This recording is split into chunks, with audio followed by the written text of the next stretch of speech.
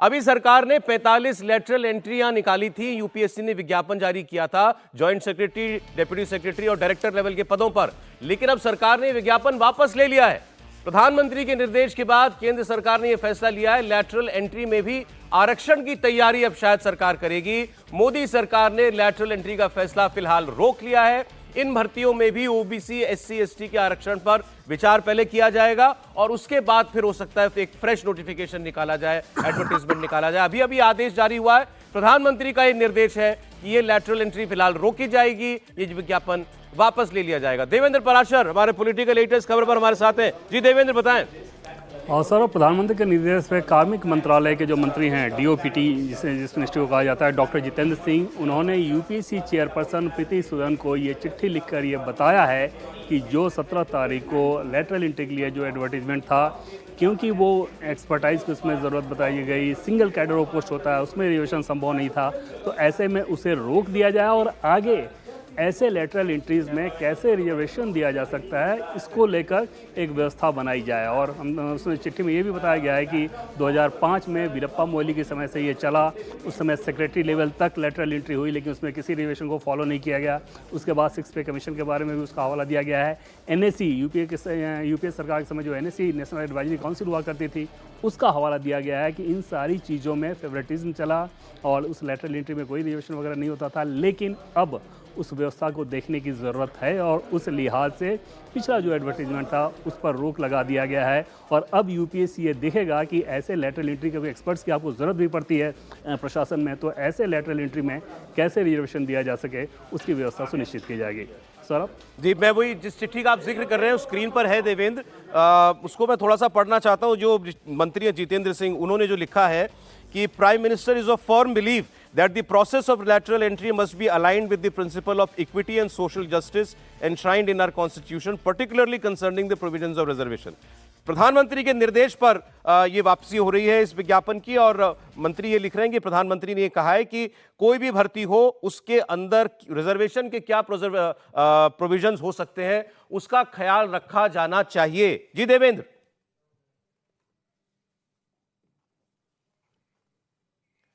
तो ये वो चिट्ठी जो आपने देखा, ये इसमें साफ लिखा है कि प्रधानमंत्री ने का ये स्पष्ट मानना है कि केंद्र सरकार में किसी भी स्तर पर कोई अगर भर्ती की जाती है तो उसमें रिजर्वेशन के क्या इंतजाम किए जा सकते हैं, प्रोविजन किए जा सकते हैं, इसको पहले देखा जाए और उसके बाद फिर ऐसी कोई भर्ती का विज्ञापन जो है वो निकाला जाए। हर्षवर्धन जी, सरकार को एक और कदम पीछे लेना पड़ा? नहीं, सरकार को कदम पीछे लेना पड़ा इतना भर नहीं है। सरकार उस मूल सिद्धांत के विपरीत काम करने जा रही है जिसके लिए ये वैकेंसी निकली है, या कहें कि ये पोस्ट, इसको एडवर्टीजमेंट किया गया है। अब आप सोचिए कि जो वीरप्पा मोइली की कमेटी और उसकी बात की जा रही है, वो तो एक कागजी, जिसको कहें कि आवरण है। सच क्या है? सच ये है कि भारत की सरकारों में जब से शुरुआत से हम कहें, जवाहरलाल नेहरू के समय से लेटरल एंट्री होती रही, उसको ज्वाइंट सेक्रेटरी और डायरेक्टर का पद देकर नियुक्त नहीं कराया गया। लेकिन जो सरकारों में सलाहकार होते थे, उनका जो दर्जा होता था वो राज्य मंत्री का होता था, उनका दर्जा कैबिनेट सेक्रेटरी का होता था, उनका दर्जा सेक्रेटरी का होता था। उनको वो सारी सुख सुविधाओं के साथ साथ वो अधिकार मिलते थे। असली मसला तो आपके अधिकार का है ना। नंदन नीलेकणी जो इस देश के सबसे बड़े अभियान को, जिसको यूआईडीआई कहते हैं, जो आधार, उसको बनाने वाले हैं। अब उसको कौन सा आईएएस अफसर बना सकता था, और वो कांग्रेस की सरकार में लाए गए। मोंटेक सिंह अहलूवालिया, जिनके समय में 100 small steps to recover Indian economy लिखी गई, उसको रघुराम राजन से उन्होंने लिखवाया। मोंटेक सिंह अहलूवालिया यहां थे। डॉक्टर मनमोहन सिंह स्वयं जिस रास्ते से आए हैं, वो रास्ता कोई ऐसा रास्ता तो था नहीं, उनको कैसे इंदिरा गांधी लेके चली आई। और मैं तो आश्चर्यचकित हूं, मुझे अब सचमुच लग रहा है कि नरेंद्र मोदी सरकार को जरा बैठ के एक बार ठीक से सोच लेना चाहिए कि कैसे हमें काम करना है। ये एक विज्ञापन लाने और वापस ले लेने का मसला नहीं है। ये जो नीति के तौर पर आप कितने अडिग हैं, आप किस तरह से खड़े हैं, उसकी बात है। और जब आप कहते हैं कि you need expertise in government relation या गवर्नमेंट एग्जीक्यूशन, वहां पर जब आप एक्सपर्टाइज की बात करते हैं तो तुरंत आप ये कह रहे हैं कि हमें जो उपलब्ध लोग हैं, यानी आपके कैबिनेट सेक्रेटरी, आपके जो आरक्षण के क्राइटेरिया, वो लोगों में से हम नहीं खोज पा रहे। तब आप क्या करते हैं? समाज में, सोसाइटी में, उस फील्ड में काम करने में। और मैं बताऊं, पता नहीं कितने लोगों ने जो इसका विरोध या समर्थन कर रहे हैं, इसको पूरा पढ़ा कि नहीं। एक एक पद पर जो नियुक्ति है वो 10 साल, 15 साल और 20 साल तो है ही है, जो डायरेक्टर, ज्वाइंट सेक्रेटरी जो पोस्ट के लिए। उसके अलावा अगर आप सोचें उनका जो क्वालिफिकेशन है वो किसी भी क्वालिफिकेशन से एक जिसको कहें कि मैच करता हुआ क्वालिफिकेशन है, और उनकी अपनी फील्ड में जो उपयोगिता होगी, जो उन्होंने किया होगा, जो उपलब्धियां हासिल की होंगी।